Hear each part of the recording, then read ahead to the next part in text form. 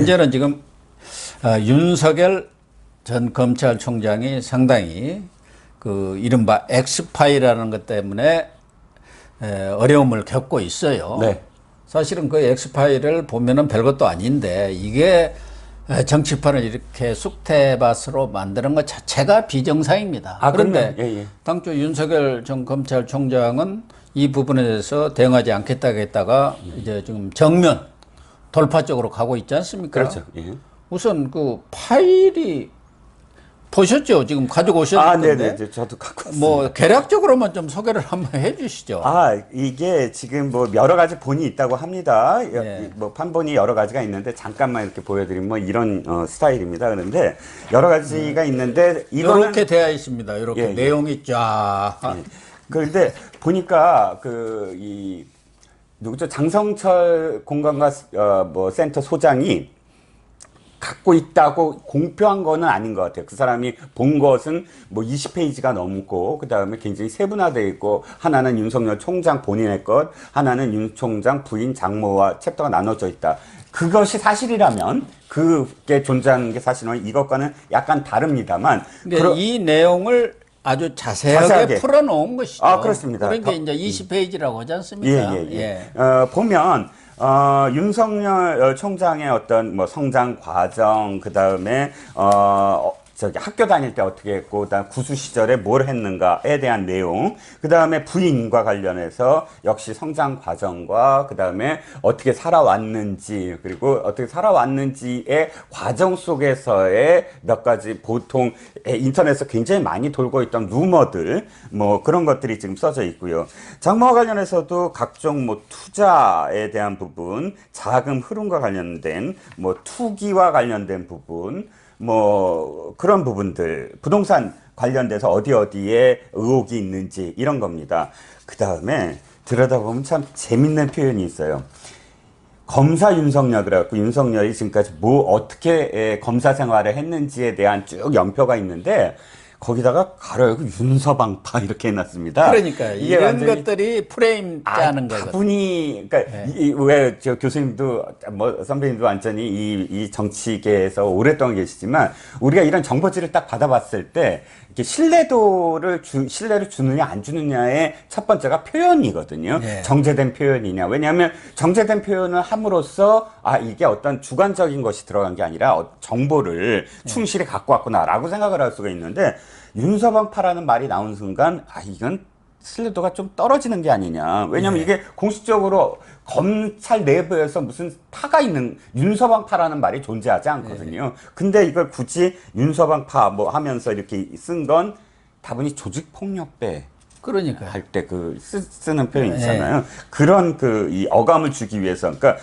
이 주관적인 어떤 그런 폄하의 표현이 들어가 있고요. 그래서 쭉 내용은 아무것도 없는데 윤서방 파만 눈에 들어옵니다, 사실. 그러니까 이렇게 검찰 생활을 하면서 자기 세력을 키웠다. 그게 마치 무슨 조폭인 것처럼. 검찰 하다 보면은 20년 이상을 했는데 온갖 천지 돌아다니고. 임지에 가서 가까운 사람도 있을 거고 그런 걸 가지고 윤서방파라고 했는데 사실은 이 X파일이라는 것 자체도 이름 자체가 좀 이상한 겁니다. 무슨 X 딱 들어가면 뭐 잘못된 거 있다. 그렇죠. 비리가 있다. 그런 걸 주지 않습니까? 예. 그리고요, 또 이제 뭐 윤노남불 그래갖고 윤이 하면은 로맨스고 남이 하면 불륜이냐 뭐 이렇게 했는데 안에 내용이 참 그래요. 왜냐하면 뭐 BBK 수사를 뭐 선택적으로 했다. 이거 다 얘기된 거고요. 다 이명박 대통령 얘기. 그 다음에 윤중천 별장 접대 의혹. 이건 지금 사실이 아닌 걸로 드러났잖아요. 한겨레 신문이 오보를 내갖고 사과 기사까지 썼지 않습니까? 그러니까 윤석열 전 총장이 수사했던 내용들을 다 여기다가 그렇죠. 해놓고 다 의혹이라고 한 것 같아요. 아니 이미 다 얘기된 거예요. 조선일보 방성훈 사주 회동 이거 얘기됐잖아요. 그때 청래 때. 그리고 뭐 월성 1호기 폐쇄 관련 수사권 남용 지시 이것도 뭐 여당이 한참 맨날 얘기했던 거. 한동훈 감찰방해 이건 뭐 징계위에 나왔던 거고요. 굵직굵직한 제목만 보더라도 거의 다 지금 드러난 것밖에 없다. 책사라는 항목이 있습니다. 그러니까 지금 이 윤석열이 옆에서 정치를 하게끔 만드는 사람들인데 여기에 또 참 골 때리는 게, 제 표현이 죄송합니다만, 주진우가 들어가 있어요. 그러니까요. 주진우, 그 낙검수의 그 대표적인 저기죠. 주진우가 윤석열 전 총장하고 개인적인 친분이 깊다는 거 아닙니까? 그게 또 이미 언론에 다 보도가 됐어요. 그래갖고 낙검수끼리도 서로 김영민이 욕했죠. 예. 아니 그러면 양정철을 집어넣어야죠. 그렇지 양정철이 주진우보다 더 친해요, 윤석열하고. 굉장히 친하다고. 그래서 주진우도 사실은 양정철 때문에 알게 됐다고 저는 알고 있는데. 자, 그 다음이 대호 프로젝트입니다. 저 시청자분들 대호 프로젝트라고 인터넷에 한번 쳐보시면은. 기사가 다 나왔습니다, 옛날에. 그리고 친이어 쪽 그 가짜뉴스로 윤석열과 대호 프로젝트 하면서 마치 윤석열을 그러니까 대통령 만들기 프로젝트인 양 이렇게 그 제목이 많이 나와 있는데 안에 들어가 보면 아무것도 없어요, 내용이. 이것도 마찬가지입니다. 뭐 추미애 전 장관도 뭐 대호 프로젝트가 있느냐 어쩌냐 하면서 그렇게 해가지고 또 윤석열을 비판했던 찔렀죠. 일도 있었죠. 예. 그리고 뭐 거대 악 카르텔, 기업, 언론, 법률가와의 어떤 관계, 뭐 이념 관련해서 이념적 편향성, 대권 잠몽 그래갖고 뭐 문재인과 만나고 충성 맹세를 어떻게 하고 뭐 쭉 나옵니다. 그래서 이제 제목만 제가 이렇게 쭉 말씀을 드렸는데 이 다음 페이지부터가 본문이 있습니다. 본문이 여기까지 6페이지고 쭉 아마도 이 장성철 소장이 갖고 있다고 한다면 이 뒷페이지에 있는 그렇죠. 내용들일 것 그걸 같아요. 이제 앞에 예. 이런 제목들을 풀어서 쭉 설명을 해서 이제 20페이지가 된 거죠. 네네, 예. 그렇습니다. 어쨌든 이런 부분에 대해서 뭐 새롭게 드러난 내용은 없는 것 같아요. 물론 이런 내용에 대해서도 전혀 모르는 사람들은 그 새 사실이네. 아마 장성철이도 모르는 내용이 있었던 모양이죠. 저희 같은 사람들도 웬만한 것은 뭐 90% 이상을 다 알 수 있는 내용들인데 모르는 사람 입장에서 보면은 이런 파일이라는 게 특히 정교하게 좀 만들지 않습니까? 그러니까 자기 나름대로 판단해 갖고 이거 해명하기 어렵겠다. 국민들이 설득하기 어렵겠다. 뭐 해갖고 자기는 불가론을 이야기하고 나선 것 자체가 경솔한 것 아니겠습니까? 아니 자기가 그걸 왜 판단하죠? 그러니까 자기가 무슨 왜 그걸 수사권한이 판단하죠? 있을 저는 뭐 장성철 소장하고 사실 가까운 사이라면 가까운 사이인데 방송 함께 많이도 했고, 근데 저는 방송에서 지금 요즘 방송에서도 정말 이해할 수 없다. 평론가는 개입을 하면 안 되거든요. 예. 개입하는 순간 평론가로서의 크레딧은 없어지는 거예요. 근데 지금은 마치 윤석열 총장을 주저앉히기 위해서 완전히 상황을 개입을 해버렸잖아요.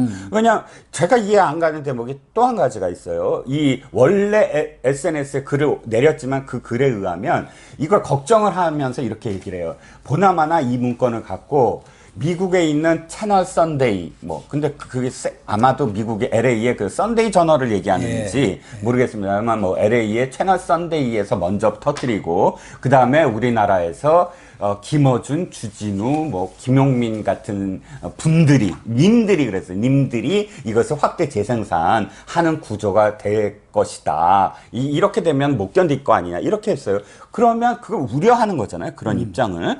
그렇게 우려하는 사람이 어떻게 김어준 뉴스 공장에 나가서 어제 나가서 김어준 앞에서 사흘만 다오. 사흘 이내로 내가 이거 다 폭로하겠다. 그런데 보장해달라. 내가 법적으로 좋지 안 당하게 보장만 하면 내가 이걸 폭로하겠다. 이렇게 얘기를 해요. 김어준이가 무슨 수로 보장을 할 것이며 그럼 왜 그런 얘기를 해요? 아니, 그러니까 자기가 그걸 우려해서 이거를 공개했다는 사람이 김어준과 함께 이거를 이야기한다. 이 앞으로의 어떤 그 파일의 공개 여부를 얘기한다 그러면 자기가 얘기한 그 구조 속에서 자기가 들어가 버렸잖아요. 예. 전 이게 앞뒤도 안 맞고 그리고 평론가라는 이름으로 이 전체적인 거를 주도하고 기획하고 개입을 하는 어떤 상황을 만들었다. 그러면 어떻게 객관적인 아무리 여권 패널 야권 패널 그러지만 평론가라는 이름으로는 내가 하는 말이 얼마나 객관적이고 합리적인가를 생각하면서 이야기하는 거 아닙니까? 예. 어쨌든 장성철 씨가 뭐 정책센터 소장이라 하지만 자기 혼자 센터 소장 아닙니까? 뭐 거기에 무슨 직원들이 있어가지고 무슨 정책을 연구하고 뭐 그런 것은 아니잖아요. 보통 뭐 그냥 직원이 한 명 있을 수도 있고 아니면 혼자 하죠. 되게. 명함용이란 예. 말이에요. 명함용. 김무성 전 대표의 보좌관을 했고 대표실 부실장을 한 사람으로 정치권에서는 어떻게 보면은 오랫동안 짬밥을 먹었다고 봐야죠. 우리 속된 말로. 그러니까 자신의 발언에 가져올 파장이라든가 이런 것에 대해서는 충분히 알 수 있는 위치에 있는 것이고 자기가 무슨 공명심에 들떠서 또는 이런 것을 터트려 가지고 뭔가 뭐 이렇게 매체로부터 각광을 받기 위해서라기보다는 어쨌든 왜 이 사람이 이런 일을 벌였을까? 그 배우가 혹시 없을까? 이런 의구심을 가질 수밖에 없지 않습니까? 자기도 여야를 넘나드는 무슨 정보 맨한테 받았다는데 그 사람이 누구냐 이 말이에요. 그게 끈아풀인지 뭔지 모르지 않습니까? 네. 그 사람한테 이용당할 수도 있고 그렇잖아요. 그렇죠. 예. 그래서 사실 간단하게 생각하면 장성철 소장이 굉장히 지금 크게 베팅을 했다. 베팅을 한 거죠. 자기 운명을 베팅한 거니까. 이게 자기가 이기려면 어떤 판이 돼야 되면 윤석열은 나쁜 놈이 돼야 돼요. 그러니까요. 윤석열이 나쁜 놈이 아니고 좋은 사람이다. 그리고 대통령, 이 문건이 아무것도 아니다 그러면 자기는 이제 사실 크레딧, 그러니까 명예와 그 다음에 신뢰도가 완전히 바닥이 납니다. 뭐 명예나 신뢰가 뭐 있었습니까? 아니, 무슨 일개 보좌관이 뭔 예. 대단한 평론가입니까? 그래서 어쨌든 지금 자기가 건 건 윤석열은 아주 대통령 선거에도 못 나갈 만한 사람이다라는 걸 입증해야만 자기는 지금 그래도 살아남을 수 있는 상황 아니겠습니까? 그러니까 참 이상하게 좀 배팅을 한 것 같아요. 예. 자칫하면은 이 내용에 대해서 본인이 충분히 입증을 한다든가 신뢰성을 주지 못하면은 제2의 김대호 네. 이라고 할 수밖에 없는 그런 상황이 그렇죠. 가는 거 아닙니까? 자기가 지금 발을 들여놨어요. 이게 평론가처럼 예를 들어 이거 폭로하는 방법도 폭로가 아니라 객관적인 어떤 그 기관이라든지 시민단체라든지 그걸 이용한 것도 아니고 내가 그냥 갖고 있고 내가 사후 후에 뭐 이걸 깔 수도 있고 이런 식으로 지금 방송에서 이야기하는 순간부터는 자신이 직접 여기에 개입을 해서 나중에 이게 나오면 자신이 입증하는 상황까지도 지금 돼버렸거든요. 그러니까 입증해야 장성철 소장이 4월에 나왔던 그 2개 버전이 지금 있지 않습니까? 네. 뭐 또 다른 버전도 있다고 하지만 그 4월 버전은 기관에서 나온 것 같다. 그러니까 윤석열 개인만이 알 수 있는 그런 금융 거래라든가 이런 것들까지 다 있다는 거예요. 계좌 추적한 내용까지. 그렇다고 하면은 이거는 뭐 국세청이든 어디 무슨 검찰, 금감원이든 검찰이든 이런 데서 나온 것 같다는 거고 6월에 나온 것은 당에서 나온 것 같다. 당이라는 게 무슨 국민의힘에서 나올 리 없고 민주당에서 나온 것 같다. 그러면 이게 송영길 얘기한 차곡차곡 싸우는 엑스파일이냐. 이렇게 장성철이는 지금 구체적으로 언론 인터뷰를 통해서 얘기하고 있다면 이거야말로 정치 공작 아닙니까? 그렇죠. 어떤 상황이도 정치 공작이라고 얘기를 들을 수밖에 없어요. 범죄 행위죠. 기관을 언급을 하고 또 여당에서 하고 그러니까 어쨌든 윤 총장이 이야기한 것처럼 이건 근거를 밝혀야 된다. 밝히지 않은 법적인 어떤 조치에 들어가야겠다라는 어떤 상황이 돼버렸는데 사실상 장성철 소장이 표현한 것도 저는 이해가 안 가요. 그러니까 기관이 개입한 것 같다라는 추정도 자기가 추정하는 거잖아요. 네. 근데 오늘 장성철 소장이 또 그러더라고요. 어저께 참 누구죠? 김어준한테 검찰이냐 경찰이냐라고 단도직입적으로 김어준이 물었어요. 왜냐하면 김어준 입장에서 그걸 방어해야 되잖아요. 기관이라면 즉 현 정부의 기관일 테니까 그 전 정부가 했을 리는 없을 테니까요. 그러니까 검찰이냐 경찰이냐라고 직설적으로 물었더니 검찰과 경찰은 아니다. 또 이렇게 대답을 해요. 하면서 그 다음은 이야기할 수 없다. 더 자세히는 이야기할 수 없다. 이렇게 표현을 합니다. 참. 어쨌든 지금 윤석열 전 총장 측에서는 괴문서다. 이건 민간인인 또 불법 사찰이다. 이렇게 지금 대응을 하면서 거기에 대해서 입장을 표명하기를 원하는 것이고 그 문서도 공개하라고 지금 촉구하고 있지 않습니까? 네. 다 깔아. 그러면은 그 내용을 보고 우리 국민들이 판단할 내용은 어디서 이런 괴문서, 유력 대선 주자를 의미하는 문서를 만들었는지 우리 국민들이 판단할 정도는 되지 않습니까? 그럼요. 예. 어쨌든 이 엑스파일이 대선에 아직 출마 선언도 안 한 분한테 이렇게 벌써부터 음해 공작, 정치 공작이 벌어지는 것 아닌가 해서 참 씁쓸하게 짝이 없습니다. 네. 그런데 지금 윤석열 전 총장 측은 종로 쪽인가요? 광화문 쪽인가요? 이마빌딩. 이마빌딩 강원 바로 앞에 있습니다. 예, 알고 있습니다. 예. 그 이마빌딩에 사무실을 차렸죠? 예, 이게 전에 이해창 예. 총재도 캠프가 있었던 곳이죠? 그렇죠. 그 사실 대선 주자들이 또 고려하는 게 뭐 입지잖아요. 예전에 예. 여기서 대통령이 나왔느냐, 총리가 나왔느냐 이런 거 있잖아요. 예. 이마필딩도 굉장히 많이 거론이 되는 곳이고, 근데 굉장히 비싸요 거기. 그럴 진짜 겁니다. 진짜 비싸요. 제가 알기에도 왜냐하면 제가 아는 선배가 운영하는 신문사가 거기에 들어가 있거든요. 근데 그분이 하시는 말씀이 야 이거 진짜 비싸다는 얘기 들었지만 굉장히 많이 나온다라고 이야기를 했고요. 근데 저는 다른 것보다도 왜 이마냐라고 생각을 했을 때 딱 한 가지다. 처음에 왜 여의도 얘기를 했잖아요. 그리고 무슨 대여 빌딩 뭐 얘기했었죠. 공유 빌딩 얘기하고 그랬는데 여의도와 광화문의 차이는 이거예요. 여의도에 있다는 건 정치인들과 계속 공유하고 만나겠다는 얘기고 여의도로 벗어난다는 얘기는 정치인들 안 만나겠다. 독자적으로 가겠다. 거리의 정치학이거든요. 어떤 의미에서는. 마포에 자리를 잡아도 그건 굉장히 가깝기 때문에 마포까지는 정치인들과 교류가 되는데 광화문에 간 건 빨리 국민의힘에 안 들어가겠다라는 의미로 받아들일 수 있다는 거죠. 그렇습니다. 일단 이마빌딩에 사무실을 차리고 있고 이석준 전 청와대 국정조정실장을 영입한 데 이어서 어제는 최지현 변호사라고 네네. 예, 부대변인. 부대변인으로 영입을 했어요. 그래서 앞으로 속속 캠프의 인재들을 영입할 것 같죠. 네, 그렇습니다. 이석준 국무조정실장이 아주 유능한 사람이에요. 예, 그 그렇다고. 안에 내용을 보면 사실상 그 기본소득과 관련돼서 기본소득이 아니라 이 부의 소득세라고 해서 밀턴 프리드만이 주장한 건데 예. 딱 꼬집어서 필요한 사람들 진짜 하위 계층에서도 절실한 사람들에게 혜택이 돌아갈 수 있는 예, 그런 복지 그런 정책을 걸 했던 이야기한 사람이고 예. 옛날에 이명박 대통령과 박근혜 대통령 시절 그러니까 황교안 총리 시절에 국무조정실장을 한 걸로 예. 좀 기억을 합니다. 굉장히 합리적인 분이고 정책적으로도 굉장히 능력 있는 그런 사람으로 알려져 있거든요. 예. 그 인선은 되게 이제 그 호평을 받더라고요, 여러분들한테. 여성 부대변인 임명한 것도 지금 뭐 여성이라는 그런 포인트를 둔 것도 아주 잘한 것 네네, 같아요. 네. 그래서 앞으로 지금 속속 유능한 인재들이 캠프에 모여들 거다 이렇게 이철우 교수는 얘기를 하고 있네요.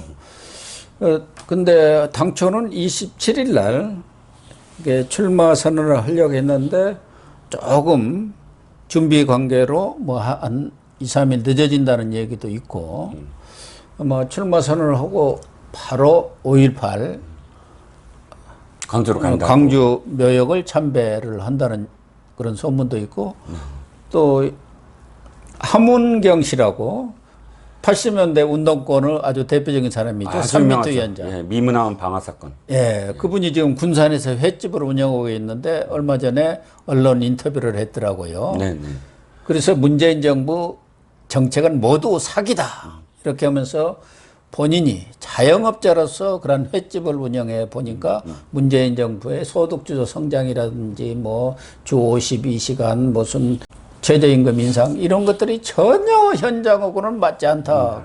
그래서 아마 내려가면은 또 함은경 씨도 만난다고 그래요. 네. 뭐 함은경 씨와 관련돼서는 이제 만난다는 소식 이전에 함은경 씨의 그 소주성 비판과 관련해서 공감을 한다라는 이야기가 먼저 나왔었거든요. 예. 그래서 이왕 그 광주 가는 김에 함은경 씨를 만난다. 사실 함은경 씨가 한 말에 공감을 하든 안 하든 간에 함은경 씨라는 사람이 갖는 상징이 굉장히 커요. 이 사람이 갖고 있었던 그 3인투 시절에 미문화원 방화 사건도 하고 했는데 나중에 모든 형을 살고 나와서 형도 굉장히 길었어요. 형을 살고 나와서 나의 생각이 잘못됐다라고 아예 전향하는 그런 선언을 했던 사람이에요. 그리고 거기에 대해서 또 운동권에 대해서 굉장히 신랄하게 계속 비판해왔던 사람이고 그런 점 때문에 586의 허상에 대해서 사실은 누구보다도 자세하게 그 내막을 알고 이야기해 줄 수 있는 사람이거든요. 그러니까 그런 의미에서도 어쨌든 그 함은경 씨를 만나는 게 아니냐. 사실 지난번에 광주 카페 사장 있잖아요. 예. 그 사람도 골수 운동권이었더라고요. 보니까 그렇죠. 전남대 그 출신에다가 뭐 윤석열 전 총장이 광주에 가면 또 그런 분들도 네. 만나고 카페도 또 방문할 수 있을지도 그렇죠. 모르겠습니다. 예. 그러니까 이게 일종의 탈진보, 탈문재인 세력들 아닙니까? 아, 그렇죠. 예, 그래서 윤석열 총장이 보수와 중도와 탈진보까지를 아우르는 그런 광폭 행보를 하겠다고 이미 선언을 했지 않습니까?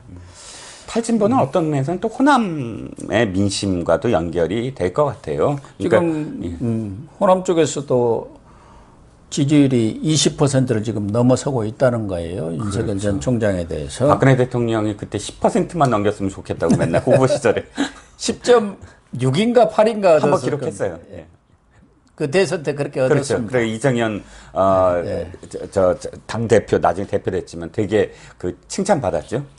아무튼 최재형 감사원장이 정치 참여를 하면은 윤석열 전 총장과 최재형 감사원장 두 사람 간의 영호 상박의 경쟁이랄까 이렇게 벌어지지 않겠나 생각하면서 서로 선의의 경쟁을 했으면 좋겠다 그런 생각을 합니다. 뭐 자꾸 그거를 어렵게 생각하시는 분들이 많은데 저는 경쟁하는 게 좋다고 생각합니다. 예.